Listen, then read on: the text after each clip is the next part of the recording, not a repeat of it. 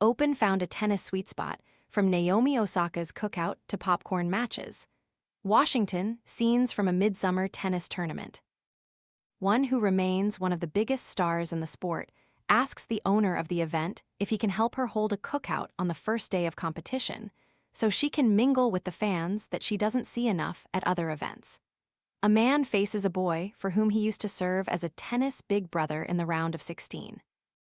Advertisement, the biggest local hero, goes out in the first round on opening night, while the biggest star of the moment among the American men celebrates like he has made the Wimbledon semifinal after he survives a 3-set scare with a qualifier and occasional practice partner. Fruit flies taking over your kitchen? This discreet plug-in trap uses light to attract flying insects, then captures them on a replaceable adhesive cartridge without noisy zapping or messy sprays. Want to get the best verified deal and see full details? Visit grabdeal.us/one right now. Some of that and plenty more happened this week in Rock Creek Park in Northwest Washington, at a tournament that in recent years has found a sweet spot. It balances sports and socializing, accessibility and fanciness, intensity in the moment, and a sense of freedom ahead of what's coming down the pike in a few weeks, plus healthy doses of surprise that can help everyone through the dog days of summer. On Sunday around 11 p.m., 4-time Grand Slam champion Naomi Osaka texted Mark Ein, the Washingtonian entrepreneur and sports investor who owns the tournament, to ask whether he could set up a summer cookout. Osaka wanted to show some love to the people who had shown her plenty, at a rare event on the tennis circuit where she sees the crowd diversity she wishes she could see week in, week out. There's not much diversity on the tour, and when I came here yesterday was my first time, I just saw so many beautiful black women there. And they were all coming up to me and embracing me, and I just felt so welcomed and loved, Osaka said during an interview with Racket Theory. Ein got some of the local food trucks he brought on site for the event to give away food for the cookout, and for an hour on a sultry Monday evening, Osaka chatted on a plaza near the entrance to the grounds where some version of this tournament has taken place for the past 53 years.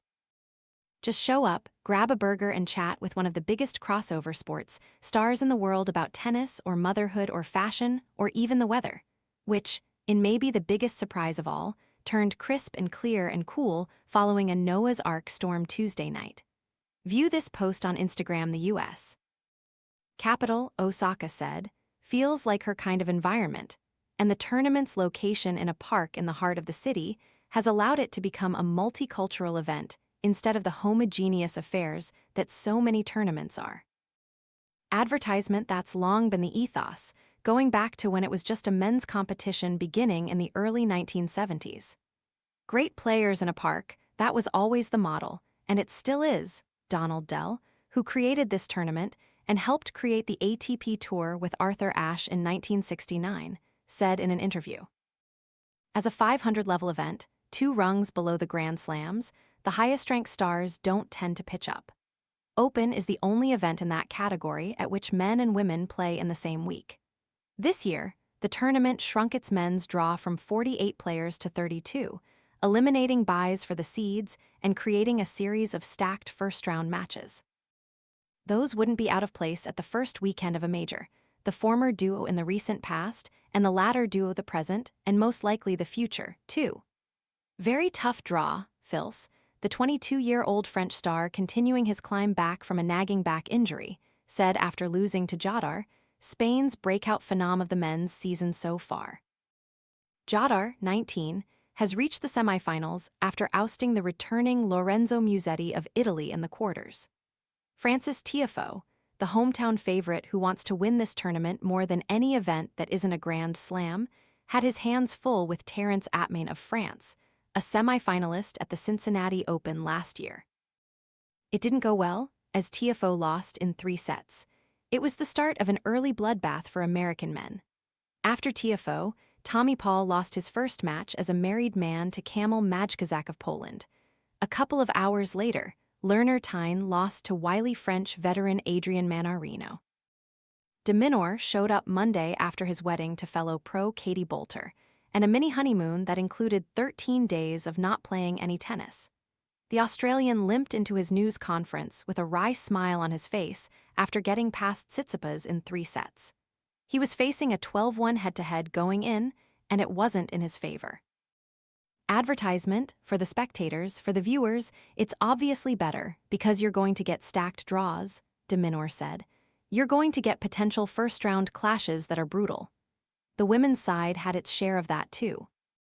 Alexandra Ila, the rising talent from the Philippines who fully announced herself to the wider sports world with a run to the 4th round at Wimbledon, had to survive a first-round match against Zheng Qinwen, an Australian Open finalist and the 2024 Olympic champion.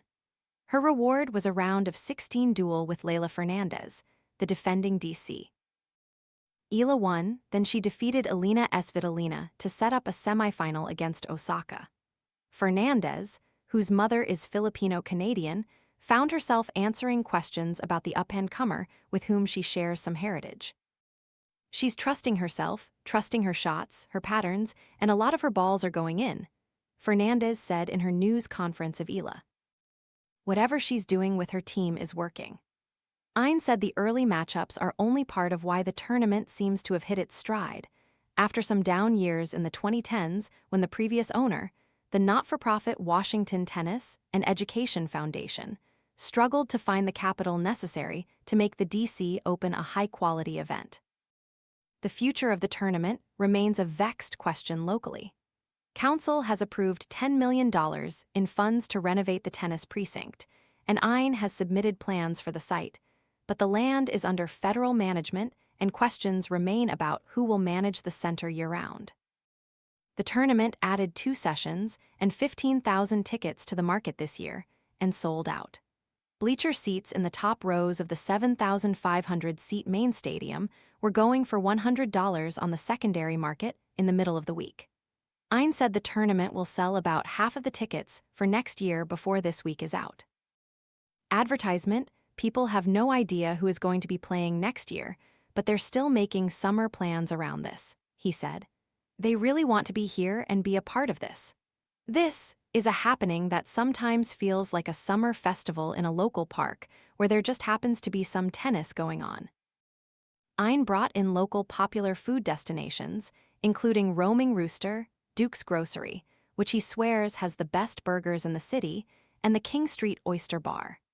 The fancy people get access to fare overseen by chefs from Michelin-rated restaurants including Jeremiah Langhorne, The Dabney, and Tatiana Mora Mita. That doesn't happen in a local city park every day. Neither does this. Ben Shelton, the world number 8, was a breakdown in the 3rd set against Martin Dam, a qualifier ranked world number 104, before climbing out of the hole. When he finished off the comeback, Shelton pumped his fists and flexed his arms around the court. He put his finger to his ear, asking for more noise from the crowd. Mehmet Oz, administrator of the U.S. Centers for Medicare and Medicaid Services, watched from courtside. Shelton had spent nearly a month sitting on a first-round loss at Wimbledon, where he was the no. 4 seed and frittered away a golden opportunity to go deep in the year's most important tournament. It's huge to start with a win here and just start building your match count moving into the U.S. Open, Shelton said in a news conference when it was over. If you're out early in 2 or 3 of these tournaments, you can struggle in terms of confidence or the level that you are playing at going into the Open. The win earned him a match against Hugo Humbert of France, a 2nd consecutive left-hander who thrives on hard courts. Shelton lost the first set, but figured out that he could frustrate his French opponent with off-speed balls, the kind of patient match play he has found hard to come by in recent times. He won in 3 sets, but another lefty, Alejandro Tabillo of Chile, proved his undoing again in 3 sets. Advertisement de Minaur had it a little easier, but still with plenty of oddity in his second matchup. He played Cruz Hewitt, the 17-year-old son of Leighton Hewitt, the former world number 1, who is a mentor and Davis Cup captain for de Minaur. De Minaur has known the boy, who lost the Wimbledon junior final a few weeks back, since he was in single digits. He spent the 24 hours leading up to the match scanning social media and seeing pictures of the two of them when Cruz was a small boy, including one when de Minaur was receiving the Newcombe Medal in 2018 as Australia's outstanding elite player. De Minaur zipped to a 5-0 lead, downshifted, then won 6-2, 6-3, and delivered a big sweaty hug at the net. "I've known him for years and years," de Minaur said in a news conference. "I've stayed at Leighton's house plenty of times. We're very, very close, so it was a pretty cool moment." De Minaur knew he was bound to play Hewitt eventually. He didn't expect it this week, but tennis karma made it so Hewitt got walkovers in both qualifying matches, then beat a lackluster Marcos Giron of the US in the first round, making him the youngest player to win a main draw match in Washington since Kei Nishikori in 2007. It was yet another moment in a week that has brought plenty of them, beginning with Osaka's cookout, which just might be the start of something. "I want to do another one in New York just because I really love that city," said Osaka, who is half Haitian. "The Caribbeans are there, and I just love feeling like I'm in the islands."